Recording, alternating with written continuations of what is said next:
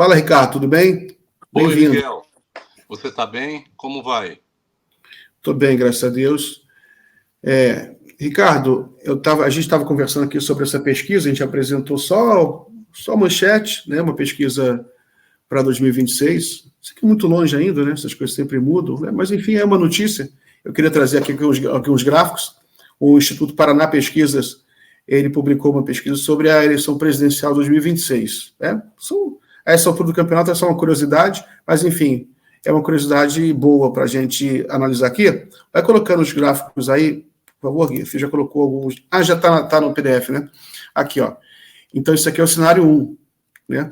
O cenário 1, que é com Bolsonaro. O Bolsonaro está inelegível. Por isso que é só uma especulação, né? Que é só para avaliar a força do bolsonarismo, né? Porque se o Bolsonaro tem isso, né, é mais ou menos que a gente avalia que é a força do bolsonarismo. Mas o Lula, ele cresceu na pesquisa, ó, que interessante. A pesquisa já está na terceira edição. Teve março, depois maio, agora julho. O Lula sai de 35%, vai para 36%, sai para 38%. O Bolsonaro sai de 37%, vai para 38,8%, onde ele até supera o Lula, agora ele cai para baixo, fica abaixo do Lula, com 37%. Os outros candidatos têm percentual muito pequeno, né? Tem interessante, o Caiado tem 3%, o Eduardo Leite 1,9%. Deixa eu ver outro aqui por região. Ó, o que eu achei interessante aqui que o Lula está à frente do Bolsonaro no Sudeste. Nordeste ele está à frente, claro, muito à frente, 47% contra 28% do Bolsonaro, mas interessante que cresceu no Sudeste também, está 41% contra 31%. No Sul, que o Lula está bem atrás ainda do Bolsonaro, o Bolsonaro tem 48,8%, o Lula 23%. Mas, enfim, é uma pesquisa que está em linha também com as pesquisas de aprovação de governo, que melhoraram. Qual o seu comentário sobre isso, Ricardo? Olha, Miguel, eu acho que, como você disse, nós estamos há um tempo demasiadamente longo em relação às eleições de 2026, principalmente numa época em que tudo que é sólido parece que desmancha no ar. Agora, o meu entendimento, né, a minha avaliação é que esse crescimento ele vai ser cada vez maior. É indiscutível que o governo Lula, apesar das limitações criadas pela maior parte do Congresso, pela parte fisiologista, pelo Centrão, pelas bancadas de extrema-direita, então, apesar dessas dificuldades, é inegável que o governo Lula ele consegue produzir uma melhoria da qualidade de vida do nosso povo. Ele conduz dentro da lógica reinante e com limites estabelecidos, mas às vezes ele conduz inteligentemente a economia. Nós voltamos a crescer, o desemprego caiu. Então, isso não adianta as fake news dizerem que o Brasil está pior, porque o Brasil está melhor. O Brasil tem um rumo, o Brasil tem um respeito, inclusive no mundo, extraordinário.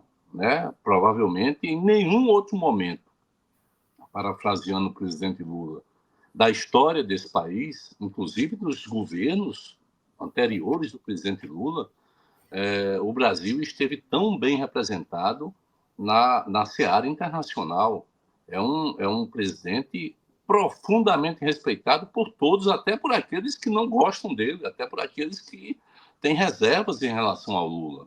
O Brasil sai de um estágio ridículo, né, de um governante pífio, de alguém, sabe, sem estatura para ser um prefeito, imagino para ser um presidente, né, que era Bolsonaro, e passa a apresentar para o mundo um grande líder, provavelmente, eu não tenho a menor dúvida, a maior liderança política que esse mundo tem hoje. É indiscutível isso. Né? Você não tem, principalmente no mundo ocidental, absolutamente ninguém que seja tão respeitado, cuja palavra tenha tanta força, tenha tanta fé. Então, me parece que com essa retomada de desenvolvimento, com as políticas públicas voltando, com a colheita disso tudo no dia a dia da população, né? E, claro, com a verdade aparecendo sobre os desmandos, né? Sobre a roubalheira, sobre tudo aquilo que foi feito para poder saquear esse país, né, inviabilizar esse país, tornar esse país uma confusão permanente no seio da sua população, que foi feito na época do bolsonarismo. Evidentemente que eu creio que o cenário em 2026 será um cenário melhor do que esse. Quando você cita, por exemplo, o Nordeste tradicionalmente dá 68% a 70%, não dá 47%, 43%, 45%, né? Dá 68% a 70%. A retomada no Sudeste é evidente, é a região que talvez esteja sentindo mais, porque os trabalhadores estão crescendo muito o seu poder de compra e devem crescer cada vez mais. É claro que esse mundo é cheio de armadilhas, principalmente para a gente que milita nesse campo político como o presidente Lula. É claro que você vai ter o tal do mercado, né, que não tem uma cara, um perfil, mas tentando a todo momento governar o país como se ele tivesse ganho a eleição. Ele perdeu a eleição.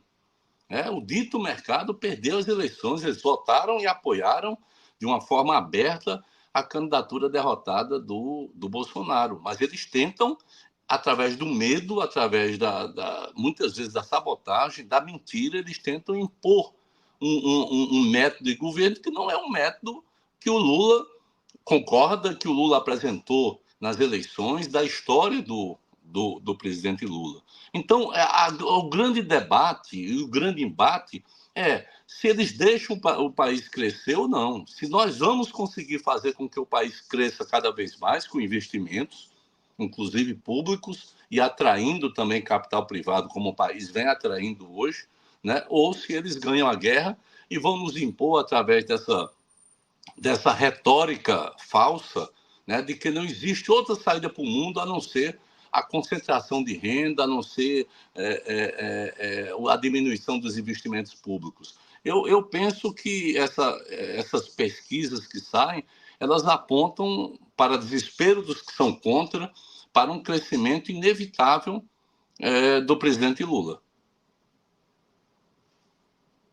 Muito bem. Só ver um outro aspecto da pesquisa aqui, depois a gente passa para outro assunto. Isso aí é para que eu já mostrei. Aí você tem o cenário 2, com a Michele Bolsonaro, né? Que ela caiu também. A Michele Bolsonaro, que é a esposa do ex-presidente Jair Bolsonaro, ela também é cotada como possível candidata a presidente da República. Ela se filiou ao PL, hoje ela é presidente do PL Mulher, e ela é considerada uma candidata forte, né? E ela aparece na pesquisa já com uma percentual forte, 30%, só que ela cai. Ela chegou a 33%, em maio cai para 30%. E o Lula tem um percentual maior diante dela, com 39%. Lembrando, você mencionou o percentual do Lula no Nordeste, nessa pesquisa, que é mais baixo do que ele costuma ter. Essa pesquisa aí é uma pesquisa do Paraná Pesquisa, que presta serviço ao PL. Né? O Paraná Pesquisa é um instituto que trabalha muito com o PL, é um instituto com muita ligação com a direita.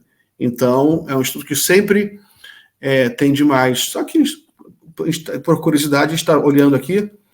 O cenário 3 é com o Tarcísio. Lula aparece com 39% contra 24% do Tarcísio. O Tarcísio também caiu. Lula cresce em todos os cenários. Em todos ele cresceu. Os outros candidatos são muito, muito baixos. O Ciro Gomes com 12%. O Ciro Gomes, ele às vezes aparece aí, só que na hora da eleição ele cai para 3%, para 2%. Né?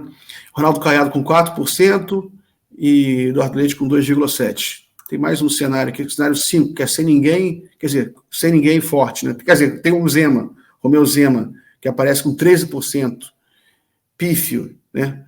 O Zema está fora desse pleito. Aí tem os cenários de segundo turno, em que o Lula também teve uma reviravolta aí. O Lula ganhava, depois os bolsonaristas ficaram muito animados, que aparece o Bolsonaro na frente, apesar de que era empate técnico, né? Só matematicamente ali um percentualzinho, 1/10 na frente, mas ficaram todos animados, mas agora essa animação caiu, porque o Lula está na frente, 44% contra 42% do Bolsonaro, e Tarcísio também, Lula ganha, e é isso.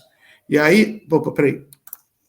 E é isso. Assunto pesquisa esgotado, vamos passar para outra coisa. Bota um PDF aí, aquele outro PDF, para a gente falar de outros assuntos, mas Ricardo, sobre esses outros personagens, né? O Bolsonaro está fora porque está inelegível, mas Claro. você acha que tem outro personagem da direita que você vê como representando um candidato competitivo em 2026? Eu acho que o bolsonarismo e as expressões da extrema-direita pelo mundo, eu creio que é uma espécie de febre que vai dando assim nos países em tempos diferentes, de acordo com as realidades, mas que depois daquela fase mais aguda, a tendência é que ela vá diminuindo porque é difícil sustentar aquilo. Né? Se você observar bem, se você fizer uma leitura de 4 anos inteiros do governo Bolsonaro, é algo que, no mínimo, as pessoas vão chegar à conclusão que é algo profundamente irresponsável, porque não se produziu nada. Era só fake, era só coisas para destruir as políticas públicas. Se você observar bem essa turma aí, bolsonarista tal, eles não conseguem defender uma política pública. É claro que uma parte da população não compreende isso, porque tá ligado naqueles fakes que eles colocam de um lado para outro para poder prender a atenção, para poder radicalizar as emoções. Né? É uma estratégia, evidentemente, com muita ajuda da internet, naturalmente, das redes sociais. Mas você ser candidato a presidente numa chapa de oposição, você tem que demonstrar, digamos assim, um mínimo de capacidade, não é? Não é tão fácil, né, para uma candidatura como a Michelle chegar e falar para o Brasil alguma coisa que tenha, convenhamos, sentido, né? Não é fácil isso. Você não vai chegar assim e dizer, olha, está aqui um candidato com o país com indicadores muito melhores do que tinha. Né? Se você observar aí, eu estava vendo a relação, por exemplo, dos medicamentos tornados gratuitos na farmácia popular. Quer dizer, a farmácia popular que foi entregue praticamente sem orçamento, o governo Lula, através da ministra Nízia, fez um esforço enorme, aumentou e muito esse orçamento e hoje aumentou essa lista, né, e garantindo a presença do medicamento lá. Isso tem importância muito grande, né? O repasse para os municípios aumentando, não daquela forma do PIX, né? Daquela forma que não tinha controle nenhum, não tinha política pública nenhuma. Eu acho que nós temos, viu, Miguel, uma tarefa que é enorme, um desafio muito grande, que é resolver, e acho que só será possível com a participação do STF, resolver essa coisa do orçamento e da capacidade do Congresso, ou até quanto o Congresso vai ter capacidade de fazer destinação de recursos. Porque o Congresso é parlamentar, o Executivo é que tem esse direito e esse dever, inclusive. Quando você coloca para o Legislativo, sem ser regime parlamentarista, né, no regime presidencialista, a capacidade de cada vez mais aumentar o recurso que os parlamentares têm para poder colocar, não em políticas públicas, mas de acordo com a sua vontade, como você coloca isso, a gente está sabotando o regime que a população escolheu, que é o presidencialismo. Então, isso tem que ser resolvido, porque senão você vai ter esse inferno ambulante que hoje o Lira conduz, mas que no próximo biênio será outro, né? Procurando saciar algo que é insaciável. Né? O parlamento brasileiro, a partir da sua maioria, é insaciável em relação a essa coisa das emendas, né? Essa coisa de ter mais recursos. E é importante que isso seja tratado, porque senão ninguém governa. O Lula está governando agora, é um milagre aqui para nós. Né? Então é preciso resolver essa questão como algo base para a democracia brasileira. Se o regime é presidencialista e né, você não pode ter o Congresso com o poder de arbitrar 60 bilhões com B de bola de emendas. Isso não existe. Além do que, a própria eleição, a cada 4 anos, ela estará sendo indiretamente fraudada.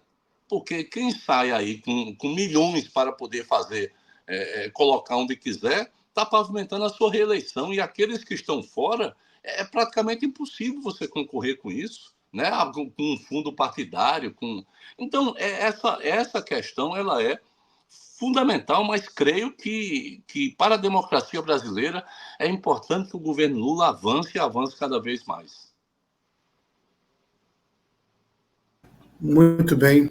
Agora eu queria o comentário seu sobre um dos escândalos do Bolsonaro, que é a chamada ABIN paralela, né, que foi o uso da Agência Brasileira de Inteligência, principal serviço de inteligência do país, para blindar o filho dele, blindar o Flávio Bolsonaro, para espionar adversários políticos, professores, até mesmo aliados, né? Provavelmente para conseguir... Quer dizer, provavelmente não, porque eles conversam. Né? O relatório da Polícia Federal é bem completo, traz os prints das conversas dos espiões, né? E o baixo nível deles é tão grande que dá até vergonha chamar de espião, que é espião, geralmente a gente pensa nos grandes espiões, né, da KGB, da CIA, MI6, mas no caso os espiões eram pessoas realmente muito, muito vulgares. Né? Aí tem essa notícia aqui, da BIM Paralela, coloca aí. Quem é o assessor contratado por Bolsonaro para espionar o Ministério Público do Rio de Janeiro? Carlos Alberto Viana Montarroios era assessor de Cláudio Castro em 2019, quando foi convidado por Jair Bolsonaro a deixar a assessoria, né, do então vice-governador para integrar o gabinete pessoal do presidente como colaborador. Segundo a Polícia Federal, a contratação só ocorreu depois que Montarroios se ofereceu para ser uma espécie de informante na Agência Brasileira de Inteligência. Segundo a PF, ele seria uma fonte humana. Em depoimento à corporação que chefiou durante o último período, Alexandre Ramagem foi questionado sobre a contratação de Montarroios. Isso que não se lembrava do episódio. Para os investigadores, Bolsonaro contratou o homem visando obter vantagens políticas em troca de cargo público. Enfim, ele era um dos responsáveis por se infiltrar e para espionar o Ministério Público do Rio de Janeiro, para obter informações que pudessem ajudar na blindagem do... Aqui, ó, entre as informações que o aspirante a informante forneceu ao Bolsonaro estaria a de que Fabrício Queiroz, ex-assessor de Flávio Bolsonaro, assinaria um acordo de delação premiada que envolveria o clã. Enfim, é mais uma história envolvendo a BIM paralela, espionagem ilegal, né? Porque espionagem ainda pode ser legal, mas no caso é a espionagem legal, que não tinha autorização de justiça, é uma espionagem completamente política. O que você acha disso? Eu acho que Bolsonaro é um produto, né, dos piores porões que a ditadura conseguiu produzir. A história dele demonstra isso. Não é uma história que qualquer um de nós vai inventar, é a história registrada pelo próprio Exército, né, sobre sabotagem, sobre endurecimento da ditadura, sobre resistência a qualquer embate interno que pudesse apontar em função da pressão externa, em função da organização da sociedade, que pudesse apontar naquela abertura tênue e longínqua. Bolsonaro foi resistente a tudo isso. E é um cara que consegue ser completamente inculto. Ele não consegue absorver, Miguel. Se você observa e faz uma análise do discurso, você percebe que isso que eu estou falando é verdade. Ele não tem conhecimento de nada, ele não conseguiu introduzir nada que tenha generosidade no seu olhar, na sua palavra, na sua ação. E ele conseguiu juntar, naturalmente, o que tinha de pior no mercado, entre aspas, assim, da política. Ele foi juntando gente ruim para tudo que é lado. E, evidentemente, que como o papel dele era destruir o processo democrático, né, era isso, destruir o processo democrático, tentar um golpe, se perpetuar ali no poder, em pleno século XXI, e com exceção hoje que o mundo e que o Brasil tinha. É claro que isso era muito difícil dar certo, mas que ele tentou. E a ABIN é uma das coisas mais abjetas que ele conseguiu fazer. Era a máquina do Estado espionando adversários, espionando a sociedade, espionando as instituições. E pode ficar certo, tem muito mais coisas que isso. Tem muito mais coisas que isso. Né? O que essa turma, né? O que esse pessoal aí produziu é muita coisa. Só que isso vai ainda sair. Né? E os cabeças precisam ser não só identificados, como publicizados e como julgados. Esse esquema da ABIN não para por aí, não para nesses espiões mequetrefes, não, que ficam metendo os pés pela mão e quer fazer uma delação de qualquer forma para tentar se livrar das suas culpas. Né? Tem gente graúda no meio disso, tem financiamento no meio disso, tem generais no meio disso. Ah, não, vamos esquecer, vamos olhar para frente. Olhar para frente?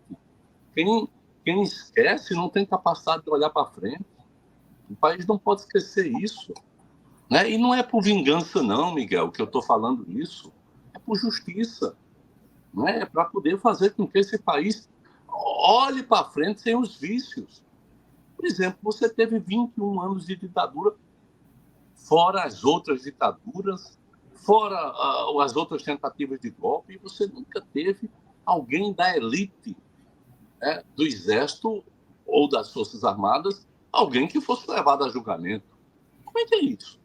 E vamos continuar dessa forma?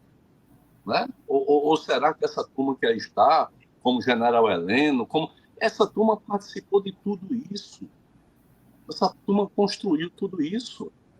E se não tivermos capacidade, a institucionalidade brasileira, de trazer essa verdade e, ao mesmo tempo, investigá-la, nós vamos estar simplesmente, mais uma vez, empurrando com a barriga essa história que não é uma história triste do nosso país e preparando para que daqui a algum tempo essa turma tome outro fogo com outra geração e venha novamente atazanar e venha novamente tentar destruir os ritos democráticos ou então de participação popular que esse país possa conseguir. Essa espada na cabeça ela tem que ser retirada. Essa espada que existe na nossa história, ela precisa ser retirada. Acho que o Supremo tem feito até então um trabalho importante, né? Essa coisa da decisão por unanimidade de que não cabe às Forças Armadas nenhum papel moderador, isso é importante. Agora, é importante que, principalmente e particularmente nesse caso da ABIN e no caso do 8 de janeiro, é fundamental que as responsabilidades, né, de cima elas venham à tona, elas sejam identificadas, sejam publicizadas, porque senão vai ficar aquela lá que defecou no móvel, aquele outro que, sabe, estúpido, que destruiu lá algo importante do século XIX. E não é essa a história é essa, porém, essa turma estava lá porque teve gente de cima que organizou tudo isso. Ninguém sairia da Paraíba, onde eu estou nesse momento, não sairia de Santa Catarina, para poder ir para Brasília no dia 8. E chegou lá e disse: não, eu estou aqui, eu vou quebrar agora tudo, eu vou aqui ocupar. Não, isso foi trabalhado, sabe, dentro da estrutura comunicacional que o bolsonarismo criou dentro desse país, que a extrema-direita criou dentro desse país, que é preciso desbaratar tudo isso. Porque se isso não for desbaratado, meu amigo, não se iluda, não. Daqui a pouco, na primeira crise, na primeira dificuldade, principalmente econômica, esses pescadores de mares turvos estarão novamente jogando a rede para tentar colher a instabilidade institucional e a derrubada do governo. Eu realmente penso isso. E acho que a ABIN é um escárnio. Né? Eu acho que o presidente Lula já deveria ter agido, né, fora a parte jurídica, mas ter agido na organização, porque a ABIN não pode continuar. Porque quem confia em quem? Né? Como é que nós vamos... Quem vai ser responsável por isso? Né? Porque muita coisa foi operada já no governo Lula. Então, sabe, o cara é nomeado pelo governo e está lá trabalhando contra a institucionalidade, contra a democracia e com os métodos que são totalmente ilegais. O remédio para isso é justiça, amigo. Tem que ter justiça, justiça célere. Nós não podemos ficar arrastando esse caixão aí, né, essa crise, não sei por quanto tempo. Isso tem que ser resolvido. Isso tem que ser resolvido. Né? O Ministério Público tem que denunciar com provas, com devido processo legal, porque esse país passou por um período, e me refiro ao lavajatismo, das denúncias fantasma, sem prova, da perseguição aos militantes de esquerda, às lideranças de esquerda. Eu não quero isso contra as lideranças, né, de extrema-direita, não. Eu quero o devido processo legal. Né? Agora, que isso avance, sabe? O general Heleno não pode ser esquecido. O outro Braga Neto não pode ser esquecido. O que há? Enfim, nós precisamos virar essa página, mas só se vira essa página com justiça, com verdade. Se não houver isso, eu creio que é extremamente difícil conduzir esse país num mundo, sabe, tão volúvel, tão instável como esse que nós estamos vivendo. Muito bem, Ricardo. Ricardo, vamos falar um pouquinho de eleições na Venezuela. Teve eleições presidenciais, o Conselho Eleitoral da Venezuela decretou a vitória do presidente Maduro, a terceira vitória consecutiva. Ele foi eleito com 51% dos votos, o segundo colocado ficou com 44%. Você ainda tem aí a oposição alega fraude, você tem alguns países já que reconheceram, no caso do Brasil, o Celso Amorim, que é o assessor especial do presidente Lula para assuntos internacionais, ele orientou o Lula só a esperar a divulgação das atas, né, para depois o governo Lula se posicionar. Mas o Celso Amorim já disse algumas coisas, já adiantou algumas coisas, né, em entrevistas aqui à imprensa. Ele falou, não vou entrar numa de dizer que foi fraude. Ele disse também que o sistema venezuelano é muito difícil haver fraude, né, porque é um sistema muito moderno e tudo. Mas a Itamaraty, o governo brasileiro está pedindo transparência, e assim que receber essas informações e terminar a contagem, né, ainda falta um percentual, ele vai se posicionar. Né? E aí você tem todo esse debate na sociedade brasileira. Enfim, como é que você está vendo isso? Eu acho que a Venezuela é a extensão dessa instabilidade provocada pela extrema-direita e pela direita no mundo. Né? A Venezuela é um país muito rico em petróleo, tem muito petróleo. Né? E a Venezuela passou por um processo a partir de Hugo Chávez, que é um processo diferenciado. Né? É um processo muito mais profundo do que aquilo que nós conseguimos fazer no Brasil. O grande problema na Venezuela é que a dita classe média, os setores médios da sociedade são muito pequenos. Ou você tem uma minoria, né, mínima, assim, que é efetivamente assim, muito rica, mas muito rica, né, oligopolista, ou então você tem uma grande maioria que efetivamente é muito pobre.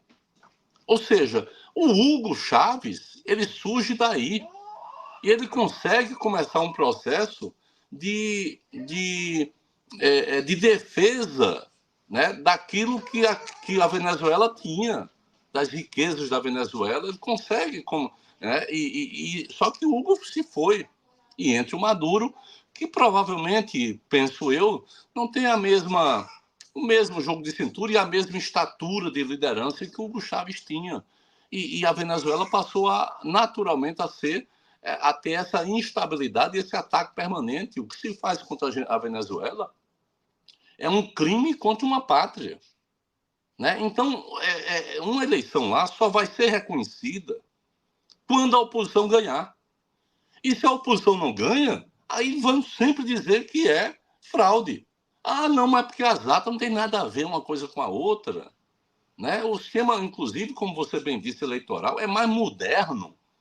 Tem mais etapas do que o Brasil, inclusive. É bom que se diga. Não é? É um sistema seguro. Portanto, está lá, você vota na máquina e você tem o voto impresso que coloca na urna. Está lá. Né? E é feito automaticamente, de mais da metade, uma contagem, uma checagem que estatisticamente comprova a validade do voto. Só que isso não interessa, porque a grande mídia ocidental ela fez um cerco à Venezuela que é muito forte. E aqui a gente é levado às pessoas que não entendem. Eu tava hoje aí um amigo, né, que foi deputado comigo na época que eu fui deputado estadual, e ele ainda é deputado estadual. Ele me manda uma mensagem: olha, diga a Lula que não reconheça isso não, porque Maduro é demais, é demais. Aí eu comecei a conversar com ele, dizendo: mas é demais por quê? Né? Não, porque houve fraude. Eu digo: qual foi a fraude? Não, estão dizendo. Estão dizendo. Ou seja, como você teve um processo de combate aos oligopólios no setor de comunicação, inclusive, né, não renovando uma licença, uma concessão, isso é um crime. Então, a imprensa do mundo todo, aquela coisa, imprensas, univos, né, se uniram para poder destruir a credibilidade da Venezuela, né, fazer contra ela um bloqueio, como há 60 anos tem um bloqueio contra Cuba, né, e no final das contas você não consegue dizer claramente onde é que está o crime, o suposto crime cometido. Então, eu tenho reservas em relação ao modelo de governo, né, do Maduro, mas só que ele ganhou a eleição. E ganhou eleições e vai ganhar outras, porque a maioria da população passou a ter coisas que ela nunca teve antes de Chaves. E isso tem um peso, não é? Isso tem um peso, apesar de todas as dificuldades que você encontra. Então, eu penso que é preciso, né, nessa, nessa multipolaridade que nós estamos buscando e que o Brasil tem um papel fundamental, é quebrar essa lógica. Você não pode ter uma lógica de dizer que esse país aqui passa a ser inimigo da humanidade, como fizeram com Cuba. Né? Ou seja, Cuba é o país que mais produz médicos no mundo, mais produz professores no mundo. E é um país que os Estados Unidos diz que é terrorista. E não diz um ato terrorista. Né? O único ato terrorista para os Estados Unidos foi ter vencido Playa Girón, ter combatido a invasão contra Cuba e ter vencido. Ou seja, é algo surreal. Sendo que isso, naquela época, você tinha um acúmulo na esquerda que era muito, ou no pensamento progressista, né, ou na rebeldia, principalmente da juventude, que era muito forte. Isso foi diminuindo ao longo desse tempo. Então, a Venezuela passa por um período que eu acho que o Brasil precisa ser o grande fiador disso, do processo democrático. Não é ser a favor ou contra Maduro ou quem quer que seja, mas ser o fiador do processo democrático e, efetivamente, não permitir que o achismo, né, que o combate pelo combate possa interferir nos negócios internos de uma nação soberana. Essa é a questão central. Houve uma eleição, ganha um candidato, certo? Esse candidato ganha e ninguém apresenta a prova de que houve uma fraude, ninguém apresenta. Apenas diz: não, mas cadê as atas? Sabe, se constrói um discurso, principalmente para fora da Venezuela, né? No sentido de impor à Venezuela mais sanções do que ela já vem recebendo ao longo desses anos. Eu acho que o Brasil tem um papel importante nisso. O presidente Lula, que foi correto ao repreender publicamente o presidente da Venezuela com relação àquela história de banho de sangue. Ele agiu, penso eu, corretamente, né? Mas o presidente Lula tem também o papel, já que o Celso Amorim, que é um excelente quadro, né, acompanhou esse processo de perto, ele tem um papel também de garantir o processo democrático no vizinho, né, num aliado, num vizinho aqui dentro da América do Sul. Se Maduro ganhou a eleição, deve ele governar, porque essa é a decisão do povo. Muito bem, Ricardo. Cara, eu vou terminar o bloco aqui com você, sempre agradecendo muito a sua participação, muito bom conversar contigo. Forte abraço aí, você, sua família. Eu vi que o filhinho já está se manifestando aí.